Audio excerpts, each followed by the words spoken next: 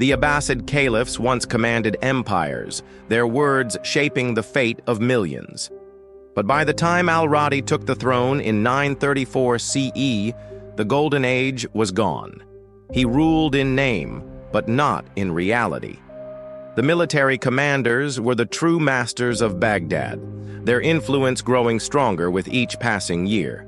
Al-Radi fought to restore dignity to the caliphate. He tried to pull power back into his hands, to govern as his ancestors had. But the tides of history were against him. The empire had fractured, its territories lost to rival dynasties. Even within Baghdad, the generals and bureaucrats cared little for the authority of a caliph. This is the story of the last Abbasid ruler who tried to wield real power, a man who struggled against forces beyond his control, a caliph who, in the end, became a prisoner of his own palace. By the early 10th century, the Abbasid Caliphate was no longer a vast, unified empire. It was a patchwork of breakaway states, each ruled by ambitious warlords. The Fatimids had taken North Africa, claiming to be the true caliphs. In Persia, the Buyids were rising, eager to carve out their own dominion. Egypt had slipped away under the Tulunids, and in Baghdad itself, the Turkish military elite held the real power. When Al-Radi ascended to the throne, he understood the weight of the crisis. He knew the caliphate was collapsing, and he was determined to stop it. But how could he fight against an enemy that lived inside his own walls? Al-Radi was not a weak man, nor was he blind to the realities of his time. He saw how his predecessors had allowed the military to dominate, how power had slowly slipped from the hands of the caliphs. He wanted to change that. He tried to reassert his authority, to bring order back to the court. He dismissed corrupt officials, cut unnecessary spending, and attempted to regain financial control. But his greatest challenge came from the very men who were supposed to protect him, the Turkish and Persian generals who commanded the Abbasid army.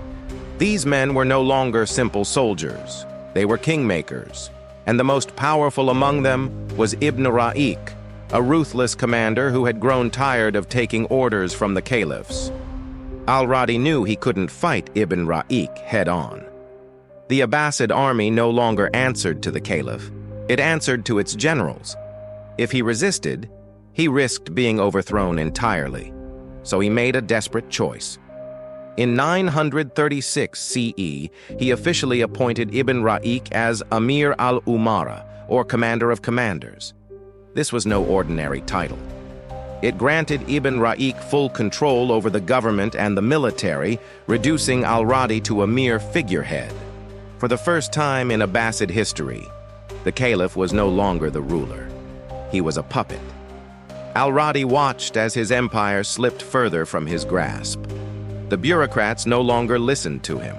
The army no longer followed his commands. He still wore the robes of a caliph, still sat upon the throne, but everyone knew the truth. He was a prisoner in his own court.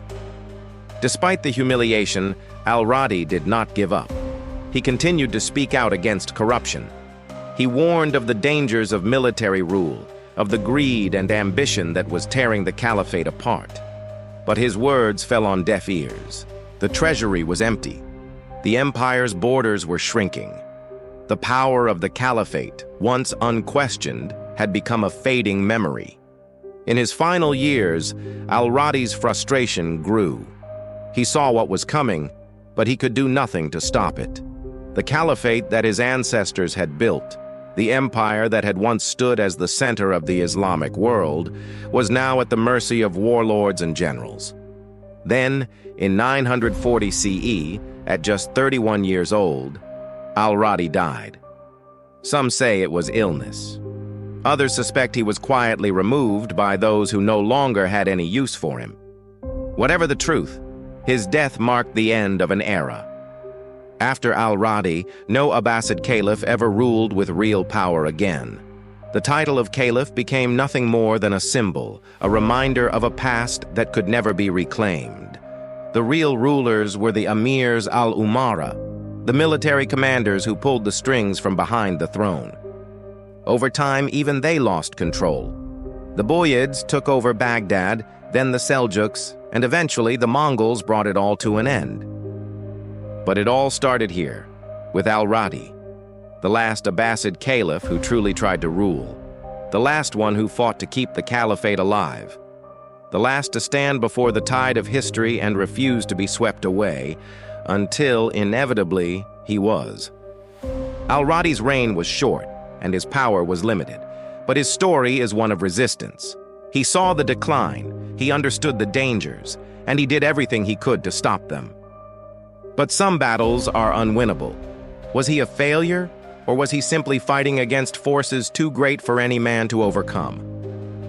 Let us know your thoughts in the comments, and if you enjoyed this deep dive into history, don't forget to like and subscribe for more.